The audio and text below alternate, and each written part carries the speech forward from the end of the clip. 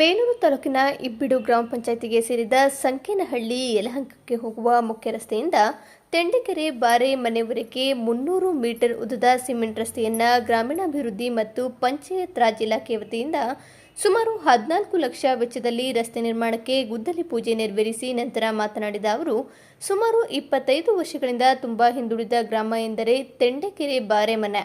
ಈ ಹಿಂದೆ ತಾಲೂಕನ್ನ ಆಳಿದ ಜನಪ್ರತಿನಿಧಿಗಳ ನಿರ್ಲಕ್ಷ್ಯದಿಂದ ರಸ್ತೆಯನ್ನೇ ಕಾಣದೆ ಇಲ್ಲಿನ ನಾಗರಿಕರು ನಡೆದಾಡಲು ಹರಸಾಹಸ ಪಡ್ತಿದ್ರು. ಮಳೆಗಾಲದಲ್ಲಿ ಶಾಲೆಗೆ ಹೋಗುವ ಮಕ್ಕಳಿಗಂತೂ ತುಂಬಾ ಕಷ್ಟವಾಗ್ತಿತ್ತು. ಇದನ್ನ ಮನಗಂಡು ಈ ರಸ್ತೆಗೆ ಒಂದು ಕಾಯಕಲ್ಪ ಮಾಡಬೇಕೆಂದು ಸಂಬಂಧಪಟ್ಟ ಇಲಾಖೆಯಿಂದ ಹಣ ಬಿಡುಗಡೆ ಮಾಡಿಸಿ ರಸ್ತೆ ಕಾಮಗಾರಿಗೆ ಗುದ್ದಲಿ ಪೂಜೆ ನೆರವೇರಿಸಿದ್ದೇನೆ. ತಾಲೂಕಿನ ಅಭಿವೃದ್ಧಿಯೇ ನನ್ನ ಮೊದಲ ಗುರಿ ಎಂದರು.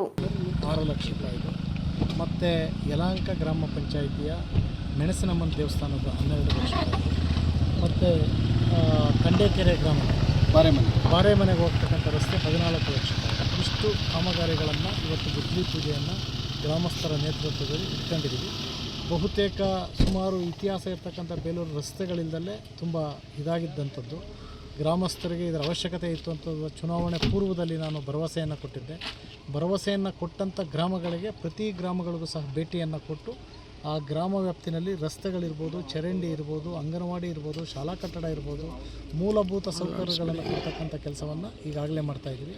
ಇವತ್ತು ಸನ್ಮಾನ್ಯ ಮುಖ್ಯಮಂತ್ರಿಗಳು 25 ಲಕ್ಷ ವಿಶೇಷ ಅನುದಾನದಲ್ಲಿ ಬೇಲೂರು ವಿಶ್ವವಿಖ್ಯಾತ ಆಗಿರ್ತಕ್ಕಂಥ ಹೊಯ್ಸಳ ಕ್ರೀಡಾಂಗಣ ಅಂತಕ್ಕಂಥದ್ದು, ತಾವೆಲ್ಲ ಭವಿಷ್ಯ ಇಲ್ಲಿರ್ತಕ್ಕಂಥವ್ರು ಬಹುತೇಕ ತಾವಲ್ಲಿ ಬೆಳಗ್ಗೆ ಇವತ್ತು ಜಾಗಿಂಗನ್ನು ಮಾಡ್ತಾ ಇರ್ತೀರ. ಅದಕ್ಕೂ ಸಹ ಒಂದು ಇಂಡೋರ್ ಸ್ಟೇಡಿಯಂ ಮಾಡಬೇಕು ಅಂತಕ್ಕಂಥದ್ದು. ಅದ್ರ ಜೊತೆಯಲ್ಲಿ ಹೊಯ್ಸಳರ ಆಳಿದ ನಾಡು ಹೊಯ್ಸಳ ಹಳೇಬೀಡಲ್ಲಿ ಶಾಲಾ ಆವರಣ, ಒಂದು ವಿಸ್ತಾರವಾದಂಥ ಶಾಲಾ ಆವರಣ ಇದೆ. ಅದರಲ್ಲೊಂದು ಸಣ್ಣ ಮಂಟಪ ಇದೆ. ನಮ್ಮ ಹಿರಿಯ ಪತ್ರಕರ್ತರು, ನೀರಾವರಿ ಹೋರಾಟಗಾರರಾದಂಥ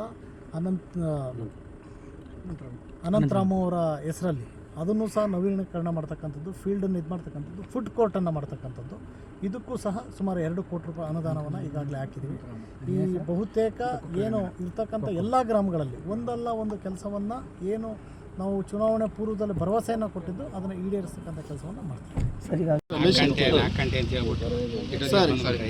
ಬೇಲೂರಿನ ಜನಪ್ರಿಯ ಶಾಸಕರಾಗಿ ಆಯ್ಕೆಯಾಗಿರುವಂಥ ಮುಲ್ಲಳ್ಳಿ ಸುರೇಶ್ ಅಣ್ಣನವರು ಆಯ್ಕೆ ಆದ ನಂತರ ಕಳೆದ 20-25 ವರ್ಷಗಳಿಂದ ಕುಗ್ರಾಮವಾಗಿದ್ದಂಥ ಬಾರೆಮನೆಗೆ ಕಳೆದ 25 ವರ್ಷಗಳಿಂದ ಜಲ್ಲಿ ಮಳೆ ಬಂದಾಗ ಅದರಲ್ಲಿ ತಿರುಗಾಡೋಕ್ಕೆ ಆಗ್ತಿರಲಿಲ್ಲ. ಅಂತಹ ಸಂದರ್ಭದಲ್ಲಿ ಕಳೆದ 25 ವರ್ಷದಿಂದ ಆಗದಂಥ ಕೆಲಸವನ್ನು ನಮ್ಮ ಕ್ಷೇತ್ರದ ಜನಪ್ರಿಯ ಶಾಸಕರಾದಂಥ ಮುಲ್ಲಳ್ಳಿ ಸುರೇಶ್ ಅಣ್ಣನವರು ಯಾವುದೇ ಸುಳ್ಳು, ಯಾವುದೇ ಸುಮ್ಮನೆ ಉದ್ದೇಶಪೂರ್ವಕವಾಗಿ ಅವ್ರ ಮೇಲೆ ತೇಜೋದಯ ಮಾಡೋ ಉದ್ದೇಶಕ್ಕೋಸ್ಕರ ಏನೇನೋ ಹೇಳಿಕೆ ಕೊಡ್ತಾರೆ ಇತ್ತೀಚಿನ ದಿನಗಳಲ್ಲಿ. ಅವರು ಪ್ರತ್ಯಕ್ಷವಾಗಿ ನೋಡ್ಬೋದು. ಇವತ್ತು ಗುದ್ದಲಿ ಪೂಜೆ ಮಾಡಿದ್ದೀವಿ. ಕಳೆದ 25 ವರ್ಷಗಳಿಂದ ಯಾವುದೇ ರೀತಿ ಕೆಲಸ ಕಾರ್ಯಗಳು ಆಗಿರಲಿಲ್ಲ.